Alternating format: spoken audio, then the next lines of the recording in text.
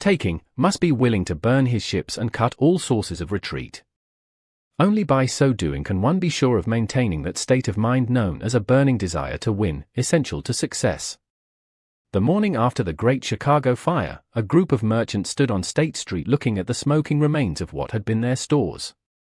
They went into a conference to decide if they would try to rebuild or leave Chicago and start over in a more promising section of the country. They reached a decision, all except one, to leave Chicago.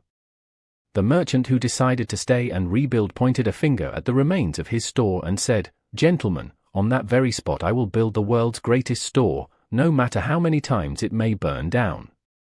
That was more than 50 years ago. The store was built.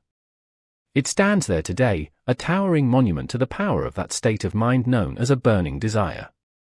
The easy thing for Marshall Field to have done would have been exactly what his fellow merchants did. When the going was hard and the future looked dismal, they pulled up and went where the going seemed easier. Mark well this difference between Marshall Field and the other merchants, because it is the same difference which distinguishes Edwin C. Barnes from thousands of other young men who have worked in the Edison organization. It is the same difference which distinguishes practically all who succeed from those who fail. Every human being who reaches the age of understanding of the purpose of money wishes for it. Wishing will not bring riches, but desiring riches with a state of mind that becomes an obsession, then planning definite ways and means to acquire riches, and backing those plans with persistence which does not recognize failure, will bring riches. The method by which desire for riches can be transmuted into its financial equivalent consists of 6 definite practical steps. These first. Fix in your mind the exact amount of money you desire. It is not sufficient merely to say, "I want plenty of money," be definite as to the amount. There is a psychological reason for deafness which will be described in a subsequent chapter. Second, determine exactly what you intend to give in return for the money you desire.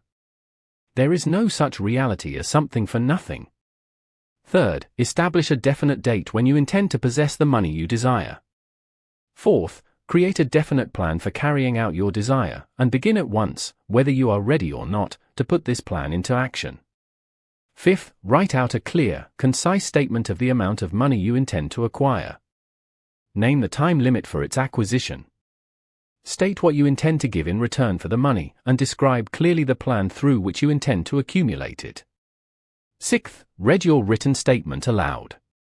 Place daily, once just before retiring at night, and once after arising in the morning. As you read, see and feel and believe yourself already in possession of the money. It is important that you follow the instructions described in these 6 steps.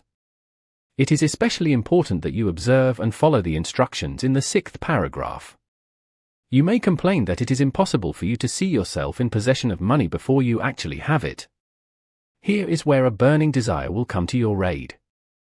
If you truly desire money so keenly that your desire is an obsession, you will have no difficulty in convincing yourself that you will acquire it. The object is to want money, and it becomes so determined to have it that you convince yourself you will have it. Only those who become money conscious ever accumulate great riches.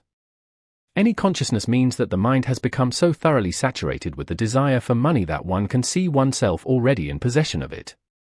To the uninitiated, who has not been schooled in the working principles of the human mind, these instructions may appear impractical. It may be helpful to all who fail to recognize the soundness of the 6 steps to know that the information they convey was received from Andrew Carnegie, who began as an ordinary laborer in the steel mills, but managed, despite his humble beginning, to make these principles yield him a fortune of considerably more than $100 million. It may be a further help to know that the 6 steps here recommended were carefully scrutinized by the late Thomas A. Edison, who placed his stamp of approval upon them as being not only the steps essential for the accumulation of money, but necessary for the attainment of any definite goal. The steps call for no hard labor. They call for no sacrifice. They do not require one to become ridiculous or credulous. To apply them calls for no great amount of education.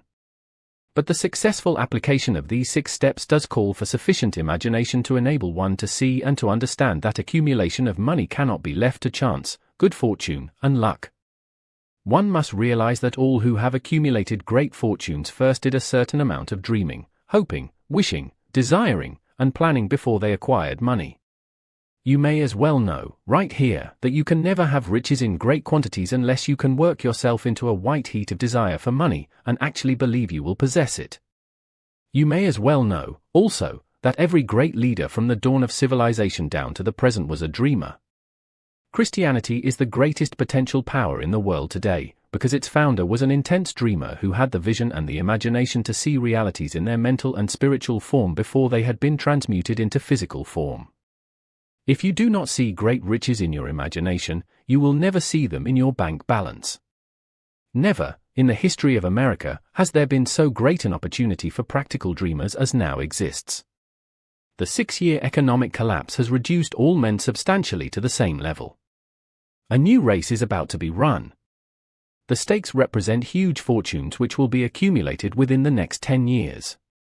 The rules of the race have changed, because we now live in a changed world that definitely favors the masses, those who had but little or no opportunity to win under the conditions existing during the Depression, when fear paralyzed growth and development.